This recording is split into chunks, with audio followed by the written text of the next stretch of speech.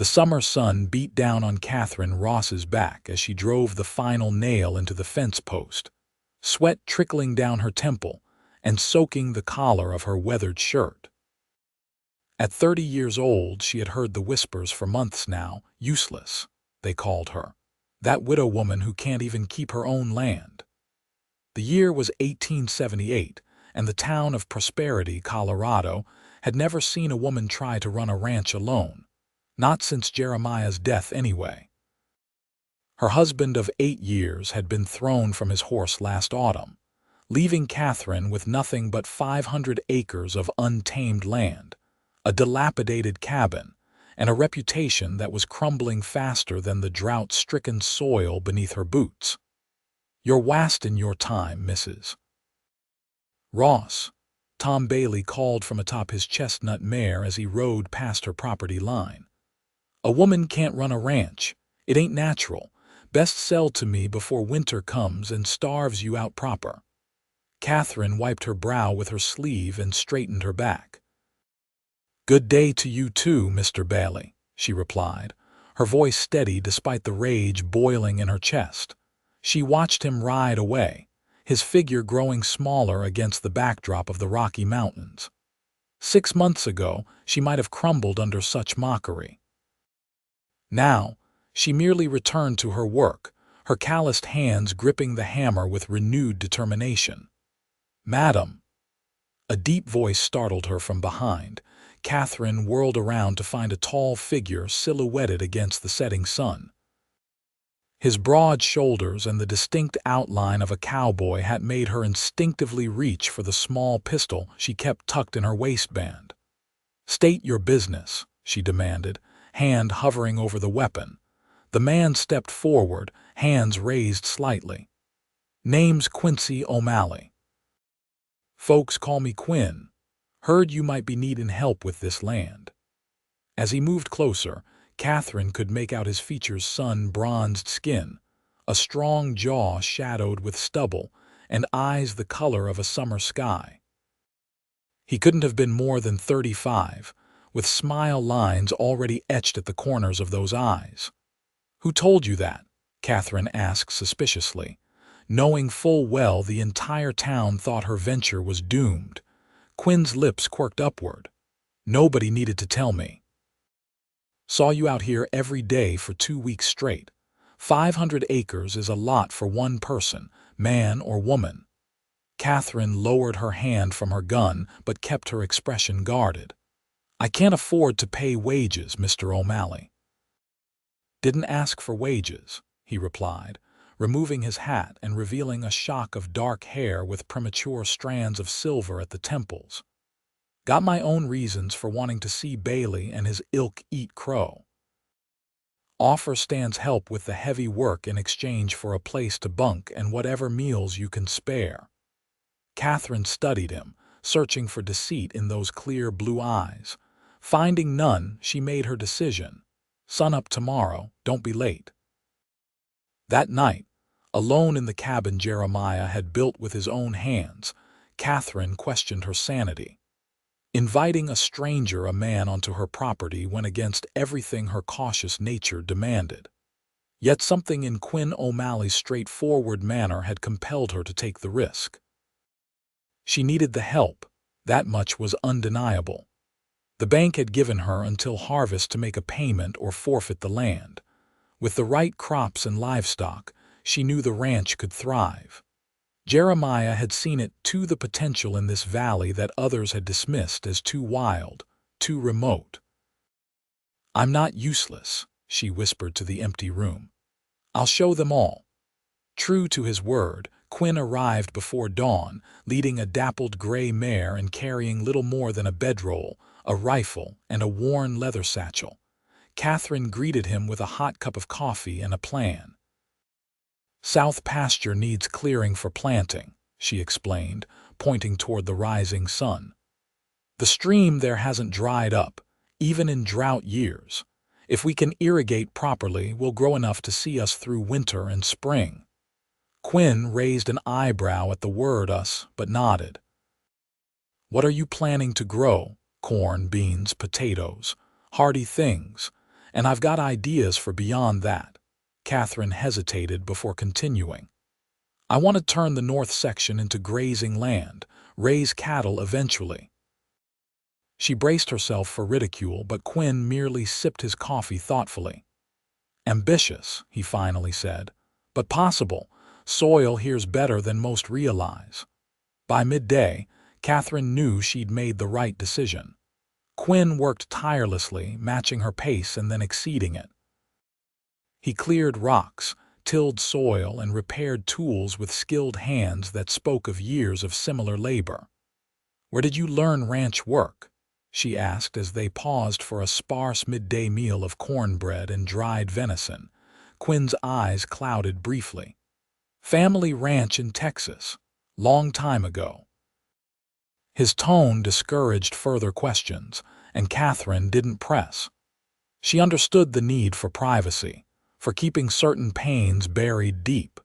Days stretched into weeks, and together they transformed the wild land acre by acre. Quinn constructed a simple cabin for himself near the edge of the property, insisting on his own space despite Catherine's offer of the barn loft. "A man needs his solitude," he explained, "just as a woman needs her reputation." Catherine appreciated his consideration. The town gossips already had plenty to say about the widow Ross and her mysterious ranch hand. Their first breakthrough came in early July when Catherine rode into town for supplies and returned with 5 chickens and a rooster. "How'd you afford these?" Quinn asked, helping her unload the crated birds. Catherine smiled enigmatically. "Sold my wedding ring. Jeremiah would understand it was just metal and stone. This is our future." Something shifted in Quinn's eyes, then a new respect, perhaps, or something deeper that Catherine wasn't ready to examine. The summer grew hotter, but their work never slowed. Quinn dug irrigation channels while Catherine planted and tended their first crops. In the evenings, they would sit on her porch, too exhausted for much conversation but finding comfort in shared silence. One such evening, as a spectacular sunset painted the mountains in gold and crimson, Quinn finally spoke of his past. "Had a spread twice this size back in Texas," he said, his voice low. "Lost it all in '73. Drought, debt, and a corrupt banker with friends on the bench." Catherine waited, sensing there was more. "My wife couldn't bear the shame. Took our son to her parents in St. Louis." His hands tightened around his coffee mug. "Divorce papers came 6 months later." "I'm sorry," Catherine said simply. Quinn nodded. "Been drifting since, working ranches, taking what jobs came." Then I heard Bailey boasting in the saloon about how he'd soon add the useless widow's land to his holdings. His jaw tightened. "Reminded me too much of what happened to me."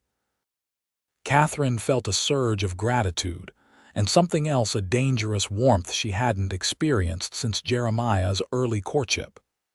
"We won't let him win," she said firmly. Their first harvest exceeded even Catherine's hopeful projections.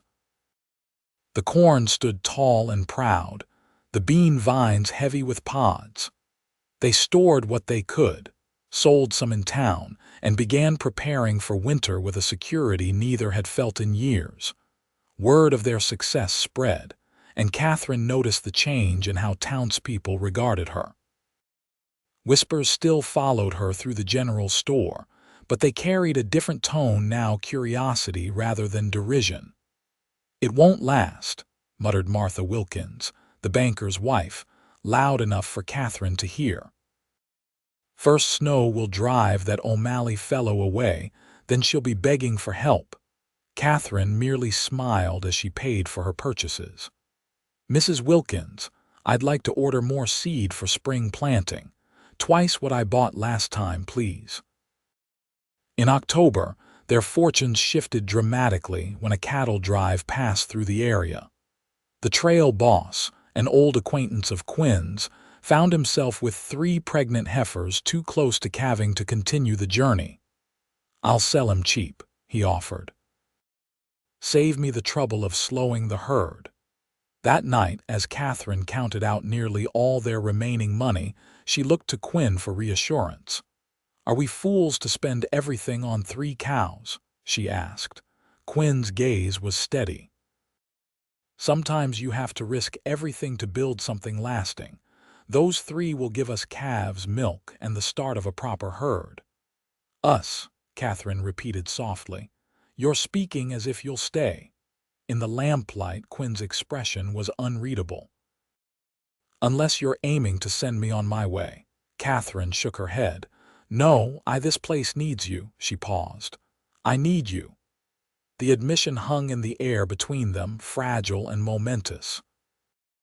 Quinn stepped closer, close enough that Catherine could see the flecks of gray in his beard, smell the clean scent of soap and honest sweat. "Catherine," he said, her name sounding like a prayer on his lips. Before he could continue, a pounding at the door shattered the moment. Outside stood Joe Miller, one of the few townspeople who'd shown Catherine kindness after Jeremiah's death. "Fire at the Wilkins place," he gasped. "The whole town's turning out. Need every able body."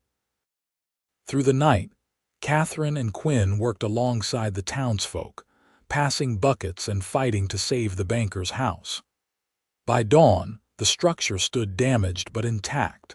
As they trudged home, exhausted and smoke-stained, Catherine noticed Quinn watching her with an odd expression. "What is it?" she asked. "You were the first to grab a bucket," he said. "After all Martha Wilkins has said about you," Catherine shrugged. "What kind of person would I be to let a family lose their home because of petty words?" Quinn said nothing, but his eyes held a warmth that stayed with Catherine all the way home. Winter descended with unusual ferocity that year. Snow piled in drifts taller than a man, and temperatures dropped so low that ice formed inside the cabin windows. Yet Catherine found herself happier than she'd been since Jeremiah's passing. The 3 cows delivered healthy calves, providing fresh milk even in the depths of January. Their stored harvest kept them fed, and Quinn's hunting skills added meat to their table. In the evenings, he taught Catherine to play chess on a set he'd carved from scraps of wood. "Checkmate," she declared one night, surprising both of them with her victory. Quinn's laughter filled the cabin. "You're a quick study, Mrs. Ross." "Catherine," she corrected softly. "After all these months, I think you've earned the right to use my given name." His smile faded into something more intense. "Catherine," he repeated, the word carrying weight and promise. When their fingers brushed as they reset the chess pieces, neither pulled away. February brought tragedy when illness swept through town. The doctor, overwhelmed with patients, couldn't respond to every call. When Catherine heard that the Bailey children had fallen ill with no medical attention, she made a decision that changed everything. "We're taking them food and medicine," she announced to Quinn, already packing supplies. "Bailey wouldn't help you if the situations were reversed," Quinn reminded her. "I'm not doing it for Bailey," Catherine replied. "Those children didn't choose their father." They arrived at the Bailey farm to find chaos.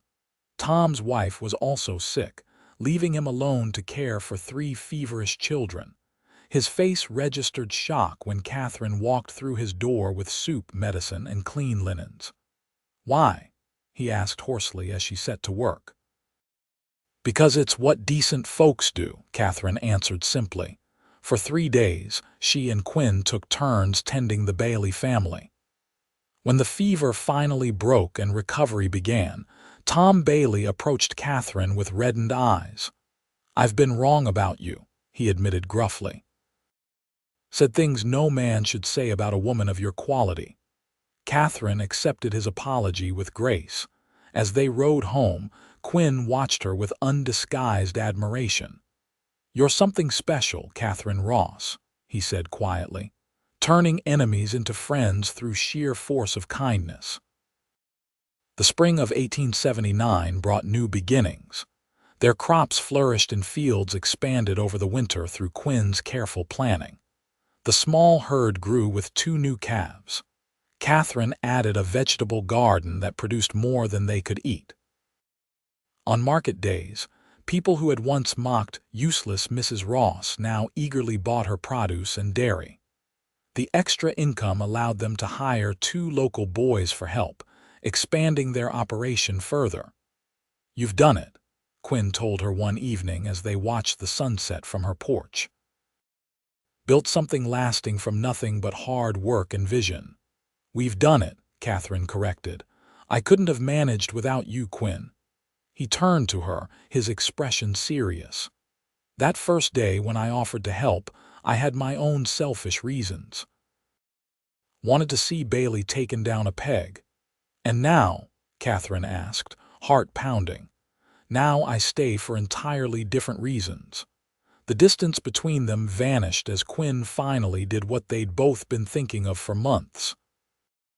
His lips met hers, tentative at first, then with growing confidence as Catherine responded with equal fervor.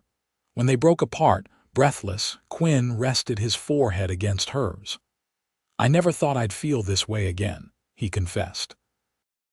"After losing everything, I closed that part of myself off." Catherine touched his face, tracing the lines etched by sun and hardship. "I understand. After Jeremiah died, I couldn't imagine loving anyone else. And now I can't imagine not loving you." Summer brought abundance beyond their expectations. The ranch, which Catherine had named Phoenix Rise, produced enough to sell surplus to neighboring towns. When drought struck the region, their irrigation system meant their crops survived while others withered. In July, Martha Wilkins appeared at their gate, her usual haughtiness replaced by desperation. "The general store has no more flour," she explained stiffly. "My children," before she could finish, Catherine was already heading to the storehouse. "Take what you need for your family, Mrs. Wilkins." "We have plenty." Word spread quickly. By nightfall, 3 more families had come seeking help. By the end of the week, Catherine and Quinn were distributing food to half the town. "We can't feed everyone," Quinn worried. "We need to save some for ourselves for selling." Catherine took his hand. "We have more than enough. And these are our neighbors, Quinn, the same ones who called me useless and laughed at my dreams." Quinn's expression softened. "And that's exactly why you want to help them. Because proving them wrong isn't enough for Catherine Ross, she has to show them kindness too." As August ended, they held a harvest festival at the ranch, inviting the entire town. Tables groaned under the weight of food grown on land that had once been deemed worthless. Children played in fields that had been rocky wilderness 18 months earlier. Tom Bailey raised a toast that brought tears to Catherine's eyes. "To the strongest, smartest, most determined woman in Colorado territory. We called her useless, and she fed us when we were hungry. Catherine Ross, we owe you an apology and our gratitude." Later, as the guests departed and twilight settled over the land, Quinn led Catherine to the old oak tree behind her cabin. He seemed uncharacteristically nervous. "I've been thinking," he began, then stopped, running a hand through his hair. Catherine waited, amused by his discomfort. "This land, what we've built here, it's beautiful," he continued. "But there's something missing." "Oh," Catherine raised an eyebrow. "And what would that be, Mr. O'Malley?" Quinn dropped to one knee, pulling a small wooden box from his pocket. "A proper partnership. Between you and me, before God and everyone." Inside the box was a simple gold band. "It's not fancy," Quinn apologized, "but it's honest, like what I feel for you." Catherine felt tears well in her eyes. "When did you get this?" "Last time I went to Denver for supplies." "Been carrying it for weeks, waiting for the right moment." He looked up at her, vulnerability clear in his eyes. "Catherine Ross, will you marry me? Make this ranch and this life something we build together as husband and wife." Catherine pulled him to his feet, framing his face with her hands. Yes, Quinn O'Malley. 1,000 times yes. They married in September with the entire town in attendance. The ceremony was held in the field that had yielded their first successful crop, a fitting symbol, the preacher noted, of how faith and hard work could transform barren ground into fertile promise. As winter approached again, Catherine and Quinn expanded the main house, adding rooms for the future they both envisioned. Their reputation spread throughout the territory, the ranch that thrived when others failed, run by the woman once dismissed as useless, and the drifter who'd found his home. In December, with snow blanketing the land in pristine white, Catherine shared news that completed their joy. "A baby," Quinn whispered, placing his hand gently on her still flat stomach. "Our child will grow up knowing only strength and purpose, with you as their mother." Catherine leaned into his embrace. "And wisdom and kindness, with you as their father." By spring of 1880, Phoenix Rise Ranch employed 8 workers and supported 3 families in addition to Catherine and Quinn's growing one. Their methods had proven so successful that ranchers from as far as Wyoming came to learn their techniques. On a perfect May morning, as wildflowers carpeted the meadows and new calves wobbled beside their mothers, Catherine gave birth to a daughter they named Hope. As she nursed the infant in the rocking chair Quinn had crafted, Catherine gazed out the window at their thriving kingdom. "Remember when you first arrived?" she asked Quinn, who couldn't seem to stop staring at his tiny daughter. "I was driving fence posts and fighting back tears, sure I was one season away from losing everything."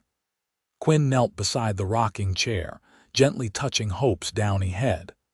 "I remember thinking you were the bravest person I'd ever seen, too stubborn to quit, too proud to fail." "I was terrified," Catherine admitted, "but more afraid of proving them right than of the work ahead. And now you've proven them all wrong. The useless widow feeds the town that mocked her." Catherine smiled down at their daughter. "We proved them wrong. This ranch, this life, it's what we built together." In the years that followed, Phoenix Rise flourished beyond anyone's expectations. Catherine and Quinn welcomed a son 2 years after Hope's birth, naming him Daniel after Catherine's father. The town of prosperity grew alongside their success, with new families settling in the fertile valley.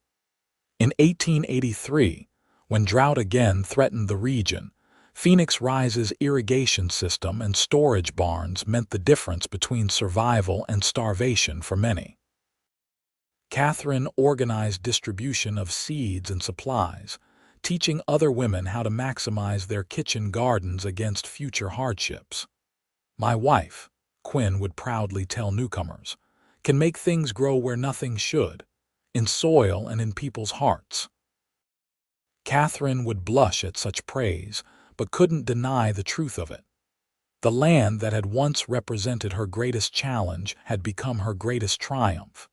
The community that had once dismissed her now looked to her for leadership and inspiration.